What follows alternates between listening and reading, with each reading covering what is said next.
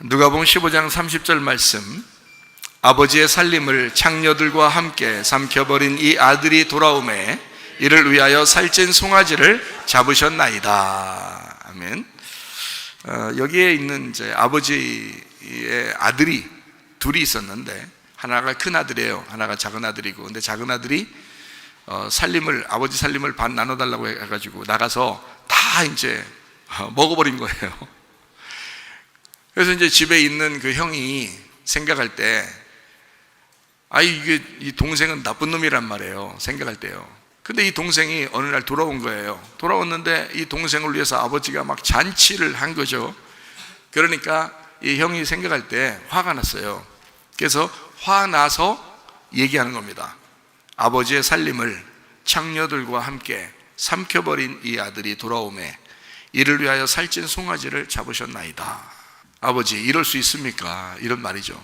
아버지, 이럴 수 있습니까? 네. 이 아들이 어떤 아들인데 나가서 창녀들하고 같이 다 아버지 살림 삼켜버렸잖아요. 그런데 이거를 그 아들을 위해서 송아지를 잡다니. 성경에 제물을 드릴 때 말이에요. 제사 제물을 드릴 때 송아지를 드릴 때가 있고요. 그죠? 그리고 염소를 드릴 때가 있고 양을 드릴 때가 있고, 그렇죠? 성경에 보면, 그죠? 뭐 돼지 드리고 이런 건 아니지 않는단 말이에요. 돼지는 부정하니까 안 드린다고요. 그러니까 송아지를 드리고 양을 드리고 염소를 드리고 이렇게 할 때가 있는데, 소를 드릴 때는 무거운 죄의 짐을 지신 예수님에 대한 것을 생각하면서 제사를 드리는 것이 송아지입니다. 그러니까 무거운 죄의 짐을 지신 예수님. 염소를 드릴 때는 이제 우리의 죄 가운데 있는, 그러니까 교만하고, 염소가 이제 교만을 상징하기도 하고요, 죄를 상징하기도 하거든요. 그래서 교만하고 죄인 된 사람을 위해서 오신 예수님 해서 염소를 드리는 거예요. 그리고 이제 속죄제죠. 그러니까 양을 드릴 때는 온유하시잖아요. 양이 온유하잖아요. 온유하고 이렇게 겸손하고 그런 분이잖아요. 그런 예수님, 그 온유하고 겸손하신 예수님이 우리를 위해서 죽으신다 할 때 그 어린 양을 이제 드리게 되는 겁니다. 그렇게 다 예수님을 이제 드리는 건데, 그러니까 여기서 송아지를 잡았다라고 할 때는 이제 누구를 잡아서 먹었다는 얘기예요? 같이 잔치하면서. 아버지가 자기를 잡은 거예요. 그래서 함께 그 아들이 돌아와서 너무 기뻐서 자기를 같이 먹자는 거예요. 송아지를 놓고 함께 잔치하자, 이제 그런 이야기입니다. 자, 우리가 이제 오늘 여기서 간단하게 보려고 하는 것은 살림입니다. 살림. 아버지의 살림을 이렇게. 살림 어떻게 해요? 우리가 보통 얘기할 때, 야, 살림 좀 장만 좀 했냐? 살림이 좀 늘었냐? 뭐 이런 물어보죠, 그죠? 살림이라고, 살림. 우리는 살림이라고 이렇게 이야기하는데요. 그 살림이라는 이야기를 우리가 성경을 몇 군데 찾아보면 살림이라고 쓴 부분이 있어요. 그리고 이 살림이라고 쓴 부분이 뭐라고 쓰였는지를 우리가 이제 보면 이 살림이 뭐구나라는 것을 알게 돼요. 그러니까 아버지의 살림이잖아요. 지금 창기들과 함께 막 낭비했던 게 둘째 아들인데, 아버지의 살림이 막 낭비됐다는 거 아니에요. 그죠? 그러니까 아버지의 살림이 어떤가, 요거를 먼저 이제 생각을 해보려고 하는 거예요. 그 살림이. 그러면 요 단어가 어떤 단어를 썼느냐면 비오스라는 단어를 썼어요. 이게 이 살림이라는 단어예요. 이 비오스라는 단어를 쓴 부분이 몇 군데가 나오거든요. 그래서 몇 군데를 한번 같이 보는 거예요. 그러면은 이 비오스라고 하는 게 어떤 건지를 이제 알 수 있거든요. 자, 그럼 아버지의 살림이 어떤 거냐라고 여러분은 이제 생각할 때, 재산 좀 나눠달라고 해서 나갔다 오는가 보다, 이렇게 생각하잖아요. 그렇게 보면 성경에 있는 그대로인데 이 속에 진짜 의미가 있을 거 아니에요. 그죠?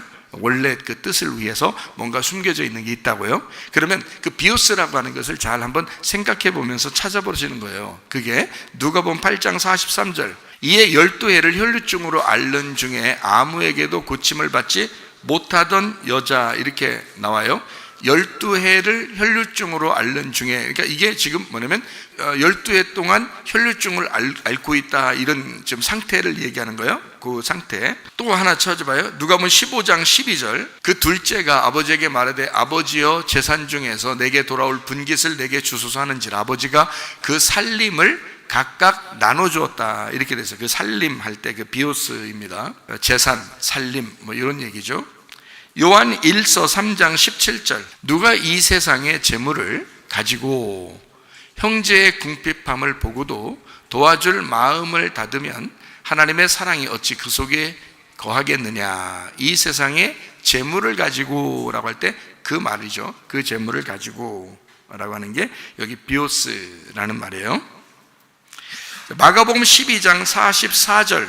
그들은 다 그 풍족한 중에서 넣었거니와 이 과부는 그 가난한 중에서 자기의 모든 소유 곧 생활비 전부를 넣었느니라 할 때 그 생활비, 그 소유 곧 생활비라는 게 비오스예요. 자, 그러면은 이제 디모데후서 2장 4절을 한번 찾아봐요. 병사로 복무하는 자는 자기 생활에 얽매이는 자가 하나도 없나니 이는 병사로 모집한 자를 기쁘게 하려 함이라 할 때 거기 병사로 복무하는 자의 그 생활, 자기 생활, 군대 간 사람의 자기 생활, 그게 살림이라고요. 그게 재산이고요, 재물이고, 그게 비오스라는 단어입니다. 자기 생활. 그럼 여기서는 지금 자기 생활로 했잖아요, 그죠? 자기 생활, 병사로 복무하는 자의 어떤 그 생활하는 그 기간을 얘기했다고요. 누가복음 8장 14절. 가시떨기에 떨어졌다는 것은 말씀을 들은 자이나 지내는 중에 이생의 염려가 있다. 이생이라는 것은 지금 생활, 우리의 생활을 얘기하는 거잖아요, 그죠? 지금 생애를 얘기하는 거잖아. 지금 생애에 그 염려와 재물과 향락의 기운이 막혀 온전히 결실하지 못하는 자요 할 때 그 이생, 그게요, 지금 생활, 지금 우리의 인생을 얘기할 때가 이생, 그게 비오스라고요. 요한일서 2장 16절. 이는 세상에 있는 모든 것이 육신의 정욕과 안목의 정욕과 이생의 자랑이니 할 때 그 이생입니다. 이생은 지금의 생애를 말하는 거예요. 지금의 생애. 아버지께로 온 것이 아니오 세상으로부터 온 것이다. 이생의 자랑이 그렇단 말이에요. 자기 자랑하는 거, 이런 얘기예요. 그런 게 이제 아버지께 온 게 아니다. 이게 세상으로부터 온 것이다, 이런 얘기를 한 거예요. 그 죄를 얘기할 때 한 거죠. 그러니까 이생, 그럴 때 비오스를 썼단 말이에요. 자, 비오스라는 말을 쓸 때 이 살림, 누가복음 15장 30절에 나오는 그 비오스라는 말을 쓸 때는 아버지의 살림이라고 그랬어요. 그러니까 아들 게 아니고 원래는 아버지 거라는 거예요, 그죠? 근데 그게 비오스라고요. 그러면 비오스를 몇 가지 다른 단어를 이렇게 다른 성경에서 이렇게 찾아보니까 그 비오스를 쓴 걸 보니까 뭐 생활, 자기의 생활, 그리고 재산, 뭐 이런 것들이 이쪽이죠. 이런 게 비오스라는 단어란 말이에요. 그러면은 여기서 지금 아버지의 살림, 그럴 때는 아버지의 재산, 그럴 수도 있죠, 그죠? 그리고 아버지의 생활, 그럴 수도 있죠. 아버지의 인생, 이럴 수도 있죠. 왜냐하면 아버지의 인생이 아들의 인생으로 내려가는 거니까, 그렇죠? 그래서 아버지의 인생을 이럴 수 있죠. 아버지의 생활을, 아버지의 살림을, 아버지의 재산을 이렇게 얘기할 수 있단 말이에요. 자, 누구와 함께 삼켜버렸다는 거예요? 창녀들과 함께 삼켜버렸다는 겁니다. 그러니까 이게 지금 살림이라는 게 뭔지를 정확하게 알면 그것을 지금 창기들하고 뭐 어떻게 썼는지에 대해서 얘기가 나오죠. 여러분, 우리가 생각할 때 창기 그러면 나쁜 거예요, 좋은 거예요? 나쁘죠. 그 요한복음 8장에서도 가늠한 여자가 나오죠. 가늠한 여자. 창기라는 것은 아주 안 좋은 거예요. 요한복음 4장에서도 사마리아 여자가 막 6남편을 얻었었고, 요한복음 8장에는 가늠한 여자가 나오고요. 그리고 누가복음 15장에는 창기가 나와요. 이 창기가 이렇게, 그러니까 구약에서 보면요, 구약에서도 하나님이 이스라엘 백성들, 너희들은 한 남편을 구하지 않는 다른 남자를 구하는 창녀와 같다, 이런 얘기를 많이 해요, 구약에서. 그러니까 그 뭐냐면 음란이고요, 음행입니다. 음란을 구약 성경에서 뭐라고 표현하면 우상숭배라 그래요. 그러면 음란을 다른 말로 말하면 그 창기, 다른 말로 말하면 자기 남편을 떠나 다른 남자를 구했다는 얘기 아니에요. 지금 여기 여러분 여자를 얘기하는 거 아닙니다. 지금 우리 그 교회를 의미하는 얘기고요. 이게 이스라엘 백성들을 얘기하는 겁니다. 구약에서 얘기할 때는. 그러면은 거기서 자, 창기를 구했다, 창기가 되었다, 남자를 구했다, 이렇게 될 때 자기 남편을 떠나 다른 걸 구했으니까 이걸 뭐 했다고 그래요? 이거를 탐욕 부렸다 이 말이야. 탐심했다 이거야. 그래서 탐심은 뭐라고요? 골로새 3장 5절 보니까 탐심은 우상숭배라는 거야. 그러면 창녀짓을 하는 걸 우상숭배라고 할 수 있겠죠. 그렇죠? 그러니까 창녀짓은 가늠한 건데 가늠한 것을 우상숭배, 탐욕이라고 말할 수 있다는 얘기야. 그렇죠? 그러면 우상숭배, 탐욕이라고 하는 걸 다른 걸, 자, 선악과를 먹으면 죽는다고 했는데도 그걸 먹었어요. 그 하나님 거라고 분명히 먹지 말라고, 하나님 거라고, 하나님을 월권하지 말라고, 너희들 먹지 말라고 했는데 그걸 꼭 먹었단 말이에요. 그러면 우리가 어떻게 한 거예요? 그걸 탐심 가진 거잖아요. 예, 뭐 보암직도 하고 먹음직도 하고 탐스럽기도 했잖아요. 육신의 정욕, 안목의 정욕, 이생의 자랑이라고요. 탐심이라고요. 탐심. 탐심은 뭐라고 그러니까 우상숭배죠. 우상숭배, 탐심이라는 건 선악과를 먹은 거라고요. 선악과 먹은 걸 다른 말로 말하면 간음했다는 거예요. 하나님만, 남편만 사랑한다면 먹지 말았어야 되죠. 그런데 하나님이 하지 말라는 것도 먹어버린 거예요. 탐심을 가진 거란 말이에요. 그러니까 탐심은 우상숭배인 거야. 우상숭배를 하나님은 너희들 나라는 남편을 버리고 다른 남편을 구했으니까 바알신을 숭배하고 다른 거 너희들 잘 되고 싶어서 막 자꾸 그렇게 했잖아. 그러니까 너희들이 그 우상숭배야. 그거는 창녀가 하는 짓이야 그 말이야. 그래서 성경에는 창기들이다. 너희들은 정말 돌아보지 않는 창기들과 같다 이렇게 얘기해요.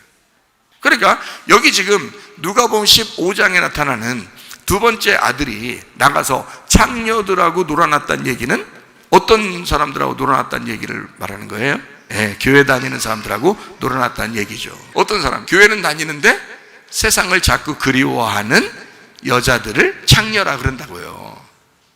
그걸 간음한 여자라 그런다고요. 밖에 돌아다니시는 분들 얘기하는 거 아닙니다. 성경, 그 사람들이 성경을 어떻게 알아요? 성경 보지도 않는데 어차피 안 볼 건데 뭐하러 이런 걸 써놔요? 그 사람들 보라고 써놓는 것도 아니고 교회 다니는 사람들을 보라고 쓴 거거든요, 성경책이. 그러니까 창녀가 누군지를 알아야죠. 그러면 예수님이 이 땅에 오셨을 때 자기는 뭐 다른 나라에 갔어요? 이스라엘에 왔어요? 이스라엘에 왔잖아요. 예수님이 와도 딴 나라 안 가고 이스라엘에 왔잖아요. 이스라엘에 온 거는 누구한테 왔다는 거예요? 어느 백성에게 왔다는 거예요? 자기 백성에게 왔다고 분명히 그러잖아요. 예수님이 자기 백성에게 왔다는 거잖아요. 자기 백성에게 왔는데 못 알아본다는 거지. 왜? 창녀들이라 못 알아봐. 예수님을 만났다면 싸우려고 그래 이것들이. 또 예수님 만났다면. 그래서 아예 거기서 완전히 이제 굴복되고 뭐 무릎 꿇고 항복되고 소경이고 뭐 그냥 창녀고 아예 드러난 사람들 있죠. 문둥병자고 뭐 죄인이고 완전히 드러난 사람들 있죠. 그런 사람들은 예수님을 받아들이는 거예요. 그런데 그렇지 않은 사람들은 자기들이 창녀인 줄 모르는 거예요.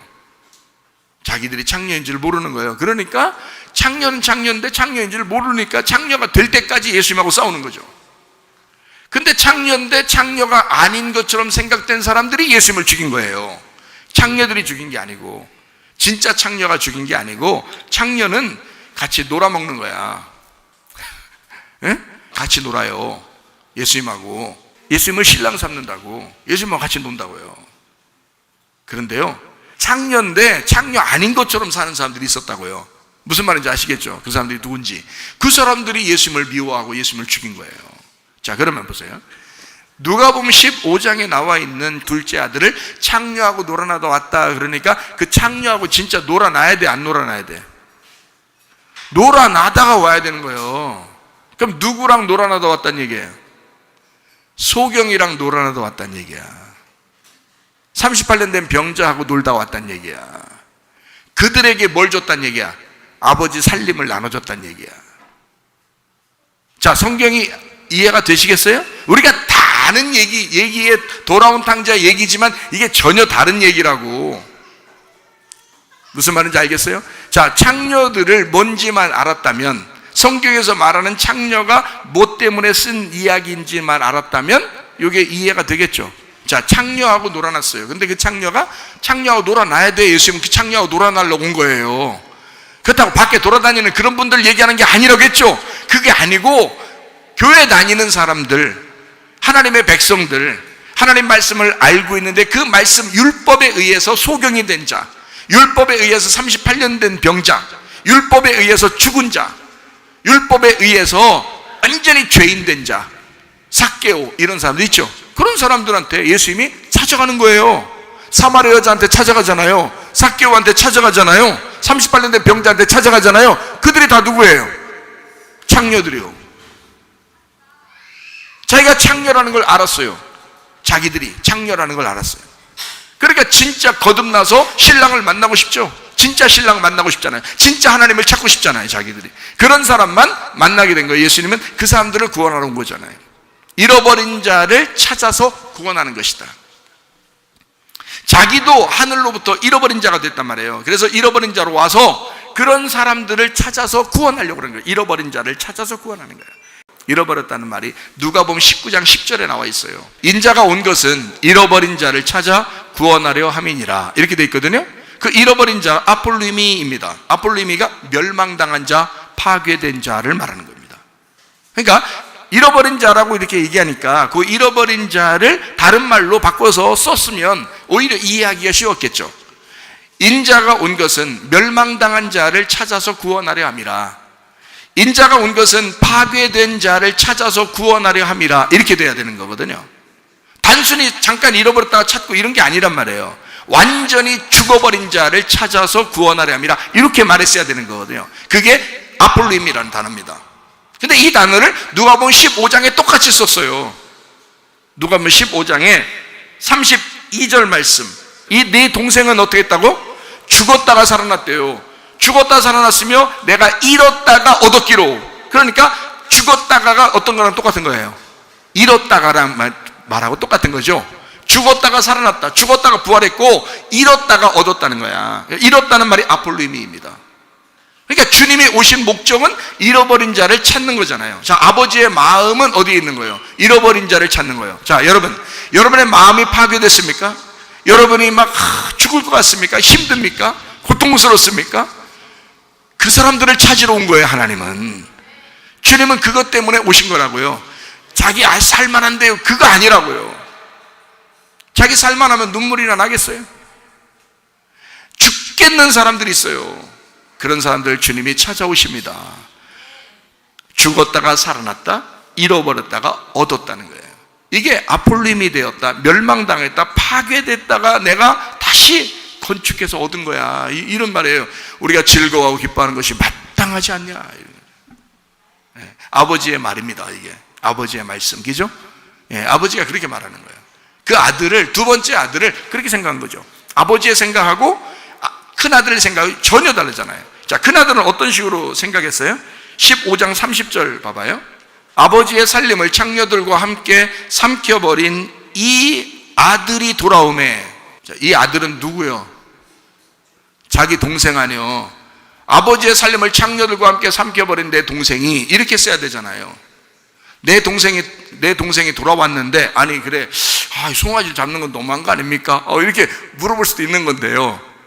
자, 아버지 살림을 창녀들과 함께 삼켜버린 이 아들이, 자, 자기 동생 아니요? 자기 동생인데 이 아들이 돌아왔다 이거야. 그러니까 아버지 아들이요, 아버지 아들, 내 동생은 아니고 기분 나쁘다 이거야. 그랬더니 아버지가 32절에 뭐라 그랬다고요?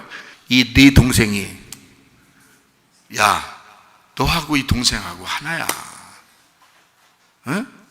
둘이 어떻게 떼?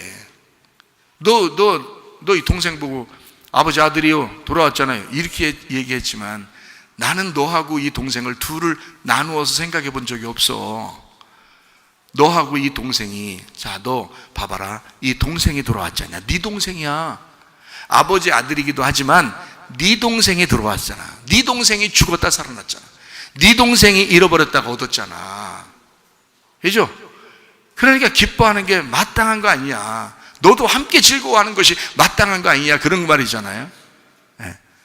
자, 아버지하고 아들의 생각이 전혀 다르죠. 그러니까 아버지의 살림은 결국에 여러분과 제가 창기라는 것만 제대로 알았으면, 아버지의 살림은 가서 낭비해야 돼요, 안 해야 돼요? 낭비하고 와야 되는 겁니다. 자, 보세요. 그럼 살림이 이제 아까 비오스라고 그랬죠. 비오스라는 단어가 무슨 단어냐면, 비오스라는 단어는 생명이라는 단어입니다. 생명이라는 단어예요. 그 단어가요.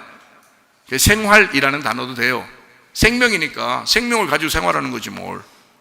그러면 다른 말로 말하면 삶이라고 할 수 있죠. 살림이라고 할 수 있는 거예요. 살림을 삶이라고 하는 거죠. 여러분, 부인이 잘 들어와서 자녀 잘 키우고 오로지 집에만 붙어 있고 다른 거 이렇게 막 다른 여자들처럼 돌아다니고 그러지 않고 정말 가정 자녀를 위해서 충성하고 남편에게 밥 잘 이렇게 따뜻한 밥 잘 이렇게 차려주고 하는 그런 사람이면 뭐 잘한다 그래요? 살림 잘한다 그래요. 우리 집안에 살림꾼이 왔다 그래요. 살림꾼이라는 건 뭐예요? 살려주러 왔다, 살려주는 사람이 들어왔다는 뜻이에요. 그죠? 살림꾼이 왔다, 그 말은 살려주러 온 사람이 우리 집안에 들어왔다 이 말이에요. 예. 그러니까 내 자식, 내가 정말 눈에 넣어도 아깝지 않고 아프지 않은 그런 아들을 위해서 살림꾼이 들어와 가지고 세상에 내가 해야 될 모든 일들, 짐을 다 덜게 이 살림꾼이 와서 내 아들을 그렇게 도와주고 하고 있으니까 얼마나 살림꾼이냐, 정말 살림꾼이 들어왔다 이렇게 얘기할 거 아니에요. 살림꾼이란 말이에요. 살림이라는 걸 삶이라고 그런다고. 삶. 그래서 삶이다. 삶하고 반대가 뭐예요? 죽음이에요. 삶하고 반대가 죽음이에요. 그러니까 살림꾼 반대가 뭐예요? 사망꾼이에요. 죽이는 사람이야. 그러니까 한 집안에 여자가 잘못 들어오면요, 그 집안 다 망해버립니다. 그냥 진짜예요. 그러니까 살려주는 사람이 들어와야 되는 거야. 신권사님처럼 집안에다 살려. 집안 다 살았잖아요. 에? 아직도 더 살려야 될 사람이 자녀들 중에 몇 명 있지만, 살려. 살림꾼이 왔다. 살림꾼이 들어와가지고 집안을 살리는 거예요, 여러분. 그러니까 이게 살림이 있고 아니면 사망이 온다 이 말이에요. 이게 살린다, 죽인다 이렇게 되는 거거든요. 무슨 말인지 알겠죠? 그러니까 비오스라는 이 단어는 재산이라는 말도 되지만 아버지의 재산, 그러면 아버지의 재산이 결국에는 뭐예요? 아버지의 생활, 아버지의 생명이었다는 얘기야. 아버지의 생명. 그죠? 아버지의 삶, 아버지의 생애, 아버지의 생애를 지금 이 아들이 달라는 거야. 누구한테 나눠준다고? 누구한테 갖다가 놀아먹으려고 달라는 거예요? 창기들하고 여러분 같이 앉아있는 이런 사람들한테 나눠주겠다고 그 생명을 달라는 거야. 아버지 생명 좀 달라는 거야. 아버지 살림 좀 달라는 거야. 아버지 재산 좀 달라는 거야. 아버지 비오스를 달라는 거야. 누구한테 나눠준다고? 가서 창기들한테 좀 전해준다고. 소경한테 주려고, 38년 된 병자한테 주려고, 삭개오한테 나눠주려고, 사마리아 여자한테 나눠주려고, 가늠한 여자한테 나눠주려고, 여기 교회에 앉아서 예배드리는 여러분한테 나눠준다고 예수님이 이 땅에 오신 거예요. 아버지의 살림을 가지고. 그래서 그걸 다 허비한 거야. 다 허비했어요.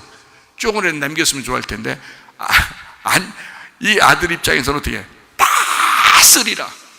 자기의 생명을 다 쓰리라. 그래서 실제로 이 땅의 모든 인생에서 자기가 마지막 날에는 어떻게 됐어요? 죽음으로써 모든 생명을 다 써버린 거예요. 죽음으로써, 자기가 십자가의 죽음으로써 모든 생명을 아버지에게로서부터 받아온, 아버지로부터 가지고 온 그 생명을 다 써버리고 간 거예요. 맞죠? 이 땅에 이 창녀 같은 인간들에게 와서 자기의 생명을 다 나눠주고 그 피를 다 땅에 쏟아버리고 그리고 가신 거라고요. 이해가 되시겠어요? 네. 아버지에게 돌아갔잖아요. 자, 하늘에서 잔치하겠어요? 안 하겠어요? 하죠. 근데 율법자들은 생각할 때 어떻게 해요? 예수님을 끝까지 조롱하죠.